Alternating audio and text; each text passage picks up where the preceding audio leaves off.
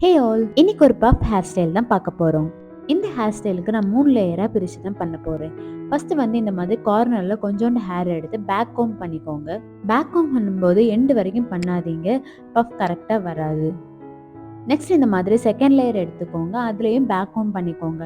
நீங்க வந்து oil apply பண்ணா கண்டிப்பா உங்களுக்கு பஃப் வராது. உங்களுக்கு ரொம்ப சிக் ஆகும்னா நீங்க லைட்டா பேக் கோம்ப் பண்ணுங்க.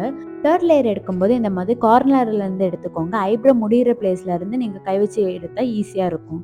நீங்க என்ன ஹேர் ஸ்டைல் பண்ணாலும் சிக் எடுத்துட்டு பண்ணுங்க. ஸோ ஹேர் ஸ்டைல் வந்து எதுனாலும் நீட்டா வரும். இப்போ நான் 3 லேயரும் ஒண்ணா சேர்த்துக்கிறேன். நீங்க மேல வந்து லைட்டாவே கோம்ப் பண்ணிக்கோங்க. ரொம்ப பண்ணாதீங்க. ஸோ வந்து கரெக்ட்டா வராது. அதே போல இந்த சைடுல வந்து கார்னர்ல இருந்து நான் எடுக்கல. ஃபர்ஸ்ட் எடுத்துக்கிறேன்.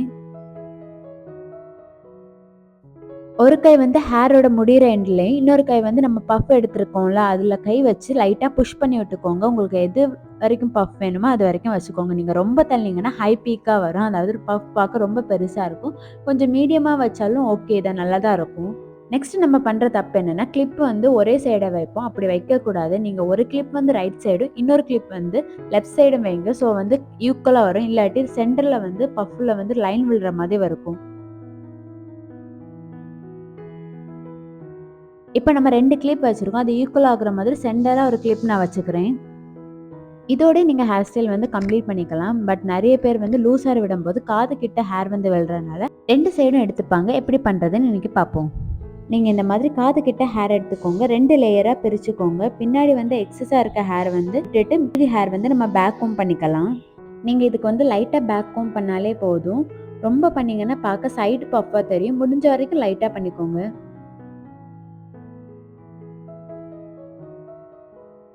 நான் எப்படி கிளிப் வச்சிருக்கேன்னு காட்டுறேன். பட் கரெக்ட்டா தெரியுதா எனக்கு தெரியல. நீங்க முடிஞ்ச வரைக்கும் கிளிப் டைட்டா வச்சுக்க பாருங்க.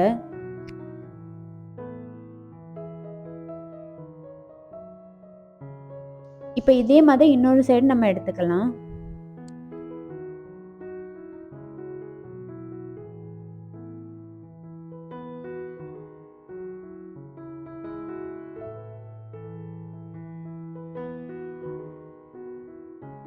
நீங்க ஒன்ஸ் கம்ப்ளீட் பண்ணிட்டு பின்னாடி வந்து லைட்டா புஷ் பண்ணி விட்டுக்கோங்க. ரொம்ப புஷ் பண்ணாதீங்க. பார்க்க ஹை பீக்கா நான் ஃபர்ஸ்ட் சொன்ன மாரி தான் இருக்கும். எக்ஸஸா இருக்க ஹேர் வந்து லைட்டா தூக்கி விட்டுக்கோங்க. அதேபோல ஃப்ரண்ட்ல உங்களுக்கு ஹேர் வேணும்னா லைட்டா புஷ் பண்ணி விட்டுக்கோங்க. உங்களுக்கு டிஃபரன்ஸ் தெரியும் என்னோட பஃப் எப்படி இருக்குன்னு. இந்த மெத்தட் நீங்களும் ட்ரை பண்ணி பார்த்துட்டு எப்படி வருதுன்னு மறக்காம கமெண்ட் பண்ணுங்க. ஹோப் இந்த வீடியோ பிடிச்சிருக்கும்னு நினைக்கிறேன். இந்த வீடியோ பிடிச்சிருந்தா மறக்காம லைக் பண்ணுங்க, ஷேர் பண்ணுங்க, மறக்காம சப்ஸ்கிரைப் பண்ணிக்கோங்க. டாடா, பாய்.